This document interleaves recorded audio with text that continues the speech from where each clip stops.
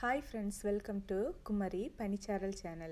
இன்னும் நம்ம சேனலில் சுவையாக எப்படி ரெஸ்டாரண்ட் ஸ்டைலில் உள்ள எக் ஃப்ரைட் ரைஸ் வந்து வீட்டிலேயே பண்ணலான்னு சொல்லிட்டு பார்க்கலாம். இது பண்ணுறதுக்கு ஒரு 10 minutes தான் ஆகும். வீட்டில் கறி எதுவுமே இல்லாத டைமில் வந்து இந்த ஃப்ரைட் ரைஸ் வந்து ஈஸியாக வந்து செஞ்சு சாப்பிடலாம். எக் ஃப்ரைட் ரைஸ் வந்து பண்ணுறதுக்கு நம்ம ஃபஸ்ட்டு வந்து எக்கை வந்து ஃப்ரை பண்ணி எடுத்துக்கலாம். அதுக்கு வந்து ஒரு பேன் எடுத்துக்கோங்க. பேன் வந்து ஹீட் ஆனதும் அதில் வந்து ஒரு டீஸ்பூன் வந்து ஆயில் வந்து சேர்த்துக்கோங்க. நான் இன்றைக்கி ஒரு 5 members சாப்பிட்ற மாதிரி எக் ஃப்ரைட் ரைஸ் வந்து பண்ண போகிறேன். அதனால் ஒரு 4 to 5 eggs வந்து நீங்கள் வந்து எடுத்துக்கோங்க. நான் வந்து 4 egg வந்து எடுத்துக்கிறேன். ஆயில் வந்து ஹீட் ஆனதும் நம்ம எடுத்து வச்சுட்டுள்ள அந்த எக்கை வந்து நம்ம ஃப்ரை பண்ணி எடுத்துக்கலாம். எக்கு சேர்த்த அப்புறமா இமிடியேட்டாக வந்து கிளறி விடாதீங்க. ஒரு 1 minute அப்புறமா வந்து கிளறி விடுங்க. இங்கே தான் வந்து எக் ஃப்ரை பண்ணும்போது அந்த வந்து எக்கு வந்து கொஞ்சம் பெருசாக வந்து இருக்கும். எக்கு ஃப்ரை பண்ணும்போது கொஞ்சமாக சால்ட் வந்து ஆட் பண்ணிக்கோங்க. அது கூட ஒரு அரை டீஸ்பூன் வந்து பெப்பர் பவுடர் வந்து ஆட் பண்ணிக்கோங்க. ஆட் பண்ணி எல்லாம் நல்லா மிக்ஸ் பண்ணி விடுங்க. ஒரு 4 to 5 members சாப்பிட்றதுக்கு ஒரு 1.5 வந்து கப் வந்து பாஸ்மதி ரைஸ் வந்து எடுத்துக்கோங்க. அதை வந்து 30 minutes வந்து தண்ணியில் வந்து சோக் பண்ணி வச்சுட்டு அதுக்கப்புறமா வந்து அதை வேக வச்சு எடுத்துக்கோங்க. வேக வச்சு எடுத்துட்டு அதை வந்து ஃப்ரிட்ஜில் வச்சு எடுத்துக்கோங்க. இங்கே தான் வந்து ரைஸ் வந்து நம்ம ஃப்ரைட் ரைஸ் வந்து பண்ணும்போது அது வந்து உடையாமல் வரும். இது வந்து ஃபஸ்ட்டே வந்து நீங்கள் செய்து வச்சுக்கோங்க. எக்கு வந்து ஒரு 2 minute வந்து நல்லா ஃப்ரை ஆனதும் அதை ஒரு பாத்திரத்தில் வந்து எடுத்து மாற்றி வச்சுக்கோங்க.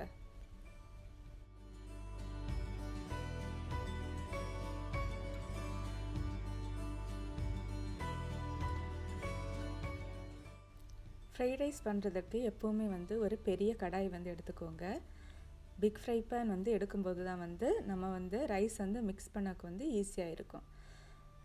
பேனில் வந்து பேன் ஹீட் ஆனதும் ஒரு 2 டீஸ்பூன் வந்து ரிஃபைன் ஆயில் வந்து சேர்த்துக்கோங்க. நார்மல் ஆயில் வந்து நீங்கள் சேர்த்திங்கன்னா அந்த ஆயிலோட ஃப்ளேவர் இருக்கும். ரிஃபைன்ட் ஆயில் சேர்த்திங்கன்னா அந்த ஆயிலோட ஸ்மெல் வந்து இருக்காது. ஆயில் வந்து ஹீட் ஆன அப்புறமா அது கூட வந்து ஒரு 10 number மாதிரி நான் வந்து பூண்டு வந்து எடுத்து சின்னதாக அரிஞ்சு எடுத்து வச்சுருக்கிறேன். அது வந்து நீங்கள் வந்து ஆட் பண்ணிக்கோங்க. பூண்டு இட்டு அப்புறமா வந்து ஸ்ப்ரிங் ஆனியனோட லோவர் பார்ட்டில் இருக்க அந்த ஒயிட் பார்ட்டை வந்து நான் கட் பண்ணி ஆட் பண்ணியிருக்கிறேன். ஃப்ரைட் ரைஸ் எப்போவுமே பண்ணும்போது தீ வந்து எப்போவுமே வந்து ஃப்ளேம் வந்து ஹை ஃப்ளேமில் வந்து இருக்கிறது மாதிரி பார்த்துக்கோங்க. ஸ்ப்ரிங் ஆனியன் சேர்த்த அப்புறமா வந்து அதை வந்து ஒரு செகண்ட் வந்து நல்லா மிக்ஸ் பண்ணி ஆயிலில் வந்து நல்லா மிக்ஸ் பண்ணி விட்டுக்கோங்க.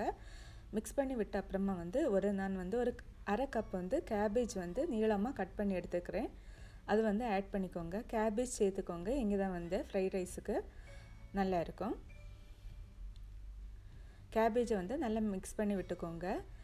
ஃப்ரைட் ரைஸ் பண்ணும்போது எப்போவுமே எல்லா வெஜிடபிள்ஸும் ஸ்பைசஸும் எல்லாமே வந்து கட் பண்ணி பக்கத்துலேயே வந்து எடுத்து வச்சுக்கோங்க. ஏன்னா வந்து நம்ம ஹை ஃப்ளேமில் தான் வந்து ஃப்ரைட் ரைஸ் வந்து பண்ணணும்.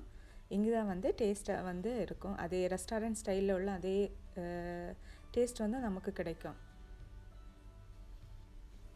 கேபேஜ் வந்து ஆயிலில் வந்து ஒரு செகண்ட் வந்து நல்லா வந்து ஃப்ரை ஆன அப்புறமா வந்து நான் வந்து ஒரு கேரட்டு, ஒரு 10 number மாதிரி பீன்ஸை, ஒரு 1/4 capsicum வந்து கட் பண்ணி வச்சுருக்கிறேன். அதை வந்து அந்த கேபேஜ் கூட இட்டு நல்லா மிக்ஸ் பண்ணிக்கோங்க.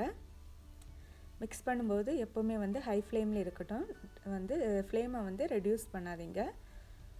வெஜிடபிள்ஸ் வந்து நல்லா குக் ஆகக்கூடாது. ஒரு 50% வந்து குக் ஆனால் போதும்.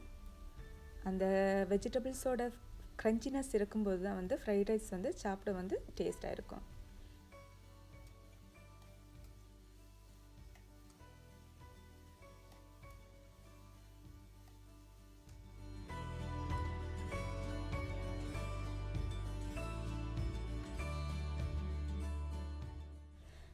வெஜிடபிள்ஸ் வந்து நம்ம ஃப்ரை பண்ணும்போது அதுக்கு தேவையான அளவுள்ள சால்ட் வந்து நம்ம டேஸ்ட் செக் பண்ணி ஆட் பண்ணிக்கலாம். நம்ம எக்கில் வந்து ஆல்ரெடி சால்ட் வந்து ஆட் பண்ணியிருக்கிறோம். அதனால் சால்ட் வந்து கம்மியாகவே வந்து ஆட் பண்ணிக்கோங்க. லாஸ்ட்டில் நம்ம ரைஸ் இட்ட அப்புறமா வந்து சால்ட் வந்து செக் பண்ணி பார்த்துட்டு அதுக்கப்புறமா வந்து ஆட் பண்ணிக்கலாம். இப்போ கொஞ்சம் கம்மியாகவே நீங்கள் சால்ட் வந்து சேர்த்துக்கோங்க. சால்ட்டு சேர்த்துட்டு நல்லா மிக்ஸ் பண்ணி விட்டுக்கோங்க. அதுக்கப்புறமா வெஜிடபிள்ஸ் கூட வெஜிடபிள்ஸ் எல்லாம் வந்து ஒரு 50% மாதிரி குக் ஆன அப்புறமா வந்து அது கூட வந்து க்ரீன் சில்லி சாஸ் வந்து நம்ம ஆட் பண்ணிக்கலாம். ஒரு டீஸ்பூன் மாதிரி க்ரீன் சில்லி சாஸ் வந்து ஆட் பண்ணிக்கலாம். உங்கள்கிட்ட க்ரீன் சில்லி சாஸ் இல்லைன்னா நீங்கள் க்ரீன் சில்லிஸ் கூட வந்து கட் பண்ணி இதில் வந்து ஆட் பண்ணிக்கலாம். ஆனால் நீங்கள் சாஸ் வந்து இடும்போது தான் அந்த ரெஸ்டாரண்ட் ஸ்டைலில் உள்ள அந்த வந்து டேஸ்ட் வந்து கிடைக்கும். உங்கள்கிட்ட க்ரீன் சில்லி சாஸ் இல்லைன்னா ரெட் சில்லி சாஸ் கூட வந்து நீங்கள் யூஸ் பண்ணிக்கலாம். க்ரீன் சில்லி சாஸ் இட்டுட்டு வெஜிடபிள்ஸ் கூட வந்து நல்லா மிக்ஸ் பண்ணி விட்டுக்கோங்க. க்ரீன் சில்லி சாஸ் வந்து வெஜிடபிள்ஸ் கூட நல்லா மிக்ஸ் ஆன அப்புறமா அது கூட வந்து ஒரு டீஸ்பூன் வந்து சோயா சாஸ் வந்து ஆட் பண்ணிக்கோங்க.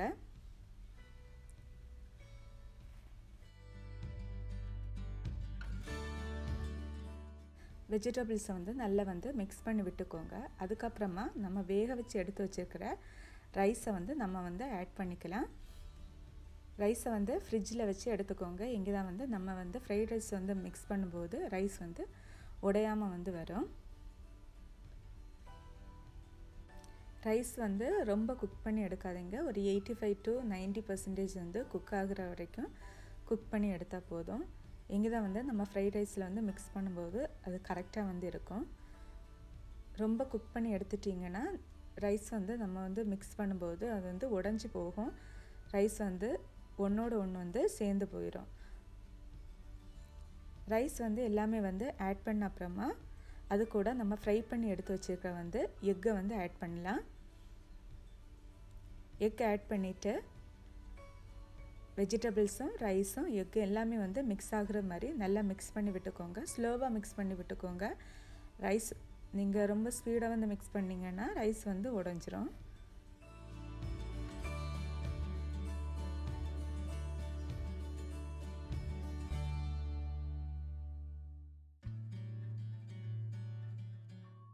ஒன்ஸ் ரைஸ் வந்து நீங்கள் வெஜிடபிள்ஸ் கூட வந்து நல்லா மிக்ஸ் பண்ண அப்புறமா வந்து ரைஸில் வந்து சால்ட் வந்து செக் பண்ணிக்கோங்க. சால்ட்டு கம்மி ஆயிருப்பி நீங்கள் வந்து சால்ட் வந்து ஆட் பண்ணிக்கோங்க. அதுக்கப்புறமா வந்து சால்ட் ஆட் பண்ண அப்புறமா கொஞ்சமாக வந்து பெப்பர் பவுடர் வந்து ஆட் பண்ணிக்கோங்க. உங்ககிட்ட வந்து ஒயிட் பெப்பர் பவுடர் இருந்தால் நீங்கள் அது சேர்த்துக்கோங்க. ஏன்னா வந்து அது ஃப்ரைட் ரைஸ்க்கு வந்து ஒரு கலர் கொடுக்கும். நான் வந்து பிளாக் பெப்பர் பவுடர் தான் வந்து சேர்க்க போகிறேன். ஒரு 1/4 டீஸ்பூன் மாதிரி பிளாக் பெப்பர் பவுடர் வந்து இதில் வந்து ஆட் பண்ணி சேர்த்துக்கோங்க.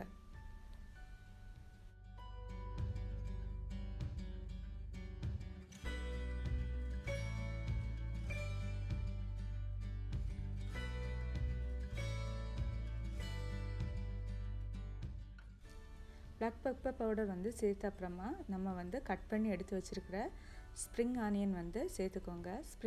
ஸ்ப்ரிங் ஆனியன் வந்து கண்டிப்பாக வந்து சேர்த்துக்கோங்க. அதை ஃப்ரைட் ரைஸுக்கு வந்து நல்ல ஃப்ளேவர் வந்து கொடுக்கும். ஸ்ப்ரிங் ஆனியன் வந்து சேர்த்த அப்புறமா வந்து ரைஸ் கூட வந்து நல்லா 1 மினிட் வந்து நல்லா வந்து மிக்ஸ் பண்ணி விட்டுக்கோங்க. ஃப்ளேம் வந்து ஹை ஃப்ளேம்லேயே இருக்கட்டும். ஒரு 2 மினிட்ஸ் வந்து நல்ல ஹை ஃப்ளேமில் வந்து மிக்ஸ் பண்ணி விட்டு அப்புறமா வந்து ஒரு 2 மினிட் வந்து லோ ஃப்ளேமில் மிக்ஸ் பண்ணி விடுங்க.